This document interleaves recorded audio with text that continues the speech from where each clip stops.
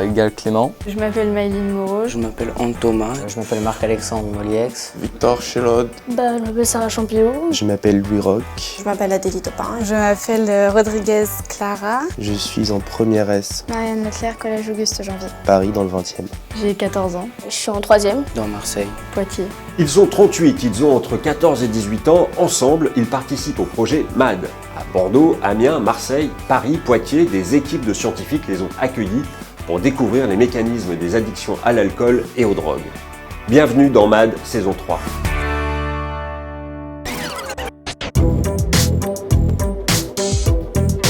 Pour la troisième année consécutive, l'association L'Arbre des Connaissances, l'INSERM et la Mildeca ont permis à des collégiens et des lycéens de découvrir l'univers de la recherche sur l'addiction. 12 laboratoires ont accueilli pendant un an, un mercredi par mois, des binômes d'apprentis-chercheurs. Nous les avons suivis pour recueillir leurs témoignages. Première question, qu'est-ce qui a bien pu les convaincre d'aller s'enfermer dans un laboratoire un jour par mois, toute une année? Alors ce qui m'intéressait, c'est déjà le sujet d'étude. Montrer les effets de l'alcool, particulièrement sur les adolescents. C'est-à-dire les addictions. Moi, dans ma famille, il y a eu des personnes qui ont été addictes et ça m'intéressait de savoir pourquoi est-ce qu'on devient addict. J'ai découvert les apprentis chercheurs grâce à ma professeure de physique-chimie qui encadrait notre TPE. En 3e, j'avais déjà fait un stage en laboratoire qui m'avait beaucoup plu. Je savais pas à quoi ça ressemblait le métier de la recherche. Donc j'ai voulu renouveler l'expérience pour en savoir plus et connaître davantage de choses. Et ensuite, c'est aussi justement de rencontrer de nouvelles personnes qui sont déjà dans le milieu de la recherche. Être motivé, c'est bien, mais l'imagination dépasse parfois la réalité. Alors, à quoi s'attendait-il avant de pousser les portes des laboratoires? La vision que j'avais, c'était à la télé. Moi, de ce que je m'attendais, c'est un peu tout ce que nous donnent les représentations des séries. Genre le médecin super froid et qui fait juste son travail. Donc c'est beaucoup plus cool que ce qu'on pourrait imaginer. C'était sérieux tout en étant beaucoup dans la rigolade. J'avais pas le même rapport qu'avec mes professeurs, même si je me trompais. Ils cherchaient toujours à m'expliquer. Ce qui m'a le plus étonnée, c'est toutes les machines qu'il y avait entreposées. Je m'attendais plus à un bâtiment peut-être avec des équipements plus modernes. Je m'attendais vraiment à des tables comme en SVT qu'on a avec des microscopes. Je m'attendais plus à beaucoup plus de chercheurs en fait. Et des gens qui travaillent tout le temps. Étudier les effets de la nicotine sur la prise de risque, savoir si l'alcool change la perception de l'espace ou nous rend plus impulsifs et compulsifs. Découvrir l'influence des facteurs socioproximaux sur la prise de cocaïne. Révéler les effets du cannabis sur la puberté.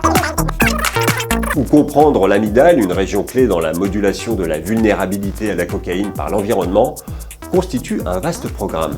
Mais au fait, c'est quoi l'addiction? L'addiction, c'est quand on est dépendant à quelque chose, qu'on ne peut pas s'en passer, qu'on est obligé d'en prendre pour satisfaire son plaisir. Par exemple, on se fume une cigarette, on aura une sensation de plaisir momentanée.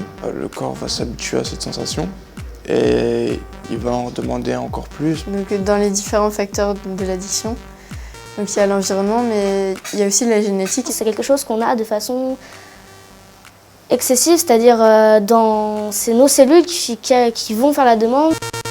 Même si on dit oui, je contrôle, je peux m'arrêter quand je veux, en fait, quand on en prend, le cerveau il va donner un message de bien-être et du coup ça va faire comme la nourriture, on dit on sait bien, vas-y, prends-en encore. Ça devient habituel, quotidien, tous les jours et c'est indispensable pour la personne de boire. Les rats, c'est comme les êtres humains en fait.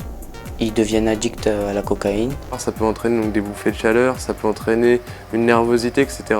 Ok, la théorie, c'est bien, mais une fois à la paillasse, comment ça se passe?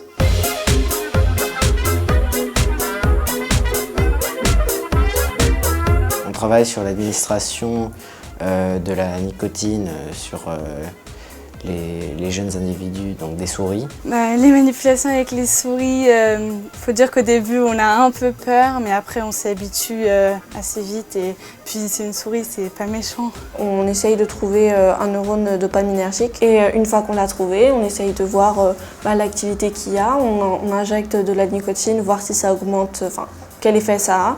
Et c'est vraiment très intéressant parce qu'on voit vraiment l'augmentation d'activité et c'est assez fou en fait de voir que ça réagit si bien quand même sur un cerveau. Quand on va en animalerie, j'aime beaucoup parce que on voit directement le comportement alors que voir des protéines bouger, bon, J'ai beaucoup aimé faire l'extraction d'ADN. Nous avons extrait l'ADN de patients qui sont addicts au cannabis ou à l'alcool. Ce que je préfère au labo, c'est l'électrophysiologie parce que on envoie une information au cerveau qui est hors, on va dire, du crâne de l'animal, mais qui vit encore. Et ça, déjà, je trouve ça quand même extraordinaire. Dopaminergie, protéines, extraction d'ADN, électrophysiologie, on dirait que les apprentis chercheurs sont devenus de vrais pros. Pas de doute, les encadrants chercheurs ont fait du beau travail. Enfin, c'est pas du travail, j'ai envie de dire, parce qu'il y a une bonne entente de tout le monde, parce que c'est vraiment une passion d'être dans la recherche, tout ça, parce que c'est quand même quelque chose qui prend toute une vie. Je pense que si on est là, c'est pour arriver à avoir ces pistes. Donc ça fait plaisir d'y participer et de se dire que peut-être qu'un jour, on trouvera un traitement, on trouvera les moyens d'arrêter la dépendance grâce à ce que nous, on a fait. C'est très bien pour être sensibilisé aux effets de l'alcool et des drogues. Si je vais convaincre quelqu'un de faire ce projet, je lui dirais que c'est très enrichissant sur le plan scientifique. On n'a qu'une occasion comme ça, donc il faut la saisir en fait. Il faut s'accrocher parce qu'il y a des termes qui sont assez compliqués. Il faut savoir que ça reste dans le domaine de la science et que ça, c'est des adultes qui le font tous les jours. Donc nous, collégiens et lycéens, c'est vrai que c'est des fois difficile à suivre. Pouvoir parler de science, tout ça, alors que j'ai que 14 ans et que même certains qui ont 30 ans ou 40 ans, il y a des choses qu'ils ne savent pas, c'est vrai que on est un peu fiers, quoi.